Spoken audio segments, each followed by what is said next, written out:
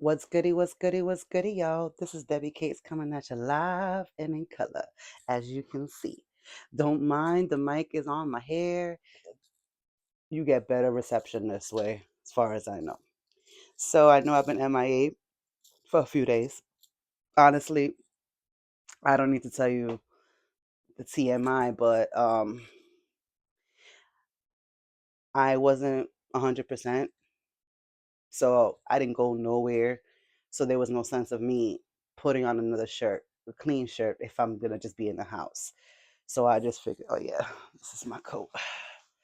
I just figured I might as well just go with it. And today's Monday and I just started back to work. So so um so what I'm gonna do is I'm gonna show you the shirt of the day. And here it is. The shirt of the day. As you can see, Nightmare on Elm Street, Dream Warriors. Okay. This is my shit. This is my fucking movie. But also to resist drugs and violence. I don't know. In the 90s when I was in elementary and in middle school, there used to be this drug program that they would come and they would go ahead and there would be this I think it was a tiger or something like that with the dare or bear, something like that. I don't remember. This has been so long, so don't quote me on it. But yeah, he had that black shirt on with the dare on it and all that kind of stuff.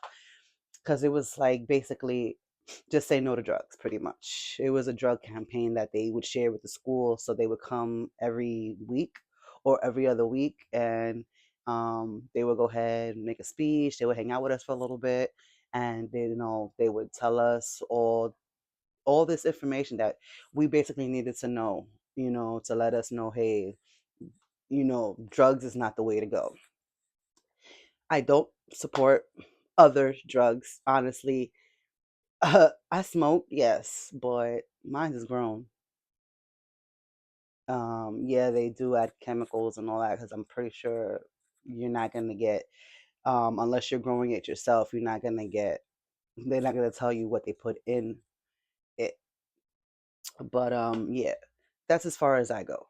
I do smoke, and occasions I do drink, but I don't drink as much because I'm a smoker. I figured, hey, if I smoke, there's no sense of me drinking because it's either gonna be two effects. If I'm just smoking, I'm nice and chill, nice and relaxed. If I'm drinking, I can be sloppy all over the place. I can get like I'll be incoherent. I might even black out, might not know what the heck I'm doing. You know, at least I can control myself if I'm smoking. But anyways, getting off that subject. Like I said, Dream Warriors is my favorite of the franchise of Nightmare on Elm Street movies. I did give you guys a little rundown on all of the movies.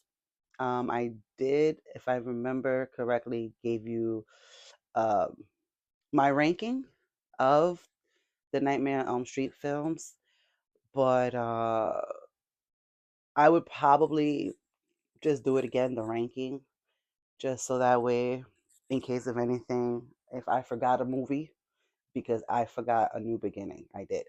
Um, in last place, it's Freddy's Dead. Again, I'm not gonna be sitting here ranting and raving about that damn movie and how much I do not like that movie. Then after that is Dream Child. That's part 5. The best kill on that was Dan's, and he was one of the survivors from part 4. Then after that goes part 4, The Dream Master. After that goes Freddy versus Jason, because honestly I like it, but um Not as much as my top three. My top three are um, A New Beginning, A New Nightmare, and then rounding off in part, and oh snap! See, this is the reasons why I gotta go. I gotta go back. Before um, Freddy versus Jason, I'd say part two is Freddy's Revenge. That's the one with Jesse, the guy as a final guy. Um, I like that one. Honestly, I do. Like, there's some weird shit and a lot of controversy behind it. And I heard the main actor, he barely got jobs or they barely recognize him unless it's literally, you know, um, the LBGTQ community. And yeah, it's a shame because, like, if you, like I said, if you really pay attention to that movie, it sends a whole different kind of message. And it's it's bad in age that in that day and age that people didn't understand the movie. They just really said, "Oh, they had an issue with it because it was more on a." They felt like it was It was homophobic. I think a lot of people were homophobic at the time, so they felt like it was a gay movie, like it was literally made for gays. And I feel that it was made for everybody. Yes, the LGBTQ community does support it more than anything, and yes, that's their movie because they felt like that was basically a movie that was made for them. And I support it. I honestly support it because, like I said, I love that movie not as much as I love my other three movies, which is okay. The since I had to put that one in, so we're gonna start again. It's Freddy's Dead, The Dream Child. Then it's Freddy's Revenge. After Freddy's Revenge goes Dream Master. I didn't mind Dream Master at all, honestly. There's a lot of people that had issues with it. This is the one, that's the movie that they gave all time, and I was stuck on that one. The only thing I didn't like was that whole invisible fighting and like Rick when he died, I didn't like that one. I didn't like that death because it was so stupid. Honestly, like anybody can go ahead and fight with the freaking air, and then they could be just sound effects in the back. Anybody can do that. They just have to have skills, but to pull it off. But anybody can do that, so it doesn't really make no sense. So after Dream Master goes Freddy versus Jason, and after Freddy versus Jason, then we go to the ones that I want to talk about. We go to a New Nightmare. I like the fact that they brought back Nancy. I like the fact that they brought back John, which is the father that played Nancy. I like the fact that they went to the lore and they wanted to go ahead and they brought back Robert Englund. They brought back the whole scare effect with the joking and all that kind of stuff was toned down, and it was more horror. So you was more suspense, like the way the kills, and all that stuff. Everything was done great to the T, and I really appreciate that they brought all of that back in A New Nightmare. And my final two, it's of course the original. The original is always the original. We have introducing Johnny Depp. We have Heather Langenkamp, which is Nancy, because I couldn't get her name when I was talking about a new nightmare. But you know, she's one of the best final girls out there. Um, when they kind of like didn't like they dismissed her character in part two. I didn't really like that because, like I said, she was really good. Like she just like I'm just gonna go ahead, I'm gonna fight you. Like I'm not scared of you. It's just a dream. Like, you have no power here. And I like the fact that she literally said, "You have no power here." Like, I'm basically dismissing you. I have no fear. You have no fear. I have no fear in me for you. So there's no way that you can go ahead and live on. You need to just go. And he disappeared pretty much. Not in those words, but that's pretty much what it was just saying. But of course, my number one is Dream Warriors. It's always going to be Dream Warriors from any of these. If they try to make another one, honestly, the only reason why I didn't mention the remake is because I felt like they disrespected that the lore of Freddy. I feel like they disrespected the lore of the whole movie. The chick that they had playing Nancy, I'm gonna go back to Dream Warrior. The chick that they had playing Nancy fucking slept through the whole shit. If she didn't want to fucking do the movie, she shouldn't have just said, you know what, I don't think this role is for me, and just let it get recast. Because honestly, like, if I feel that, yes, the movie was literally going in on his, excuse me, because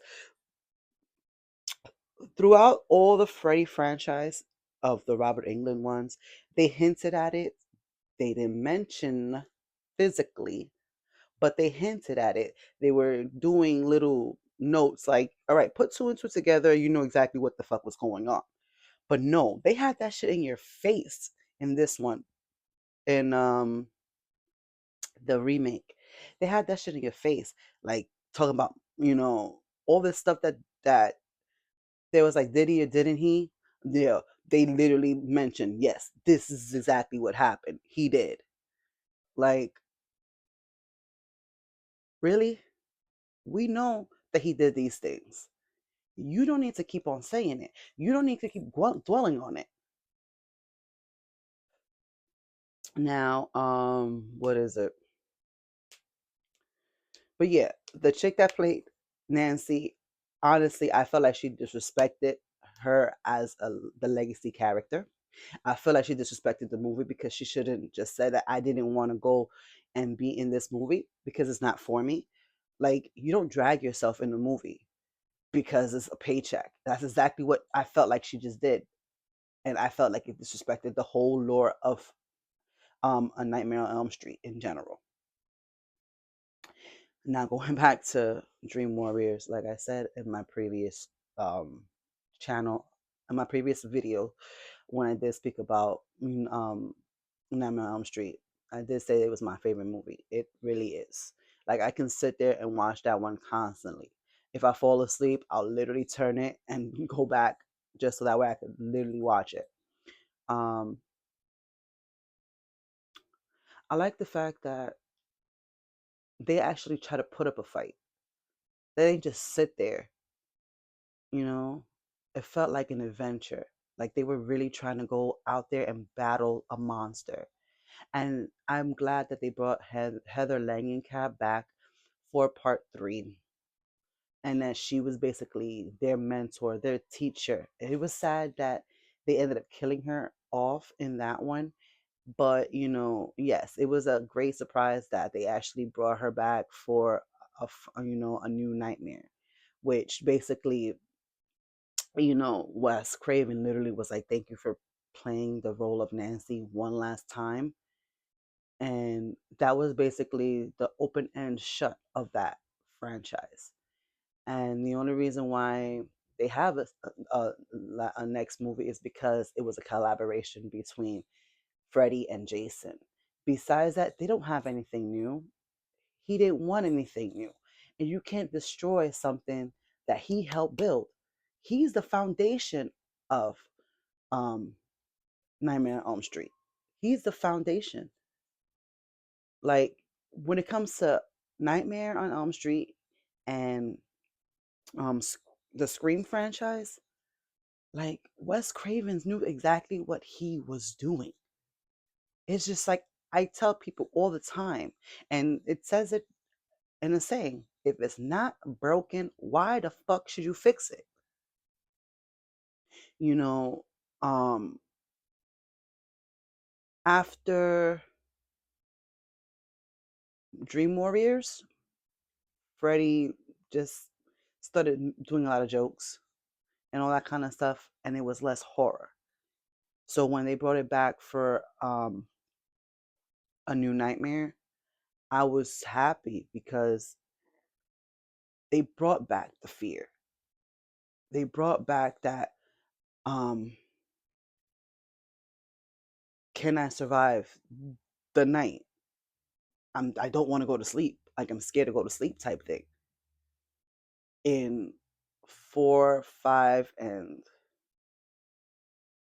yeah, in 4 and 5 and 6, honestly, those had me pissed because not only did they give Freddie a child,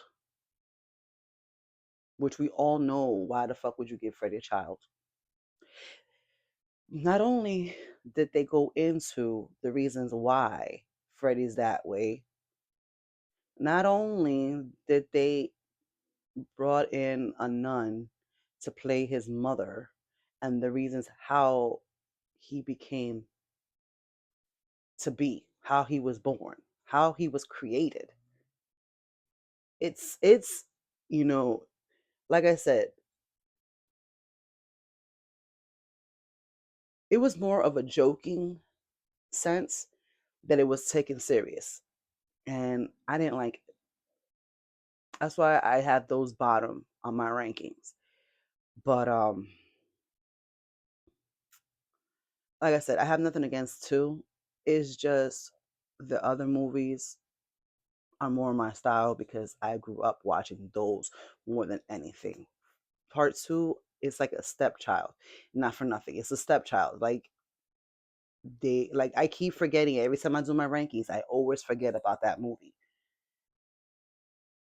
The reason why I remember so much six than two is because I hate six and I'm always ranting on it. Two is passable and it's entertaining and everything like that. And yes, he's still horror, still at his worst and everything like that. But like I said, um, Dream Warriors is and will always be my number one for Nightmare on Elm Street films franchise. Robert England is the best. It sucks that, with an age, you see it, even if they put makeup on him, you would see his age. And it sucks, when your favorite, excuse me, excuse me, it sucks when your favorite actors and everything, you know, people are going to get old. People are going to get older. And, we get older. So there's sometimes when you want to have your favorite actors come back and portray these roles, but sometimes we have to, us as human beings, have to understand when somebody is reaching a certain age, it's either they're gonna enhance that role or bring it down, or depending on the script, it's either it's either they're gonna have a great script or they're gonna fuck the script up.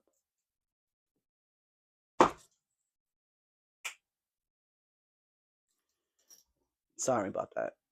As always, my dogs. So let me get off this. I'm so sorry because I'm like uh getting off topic.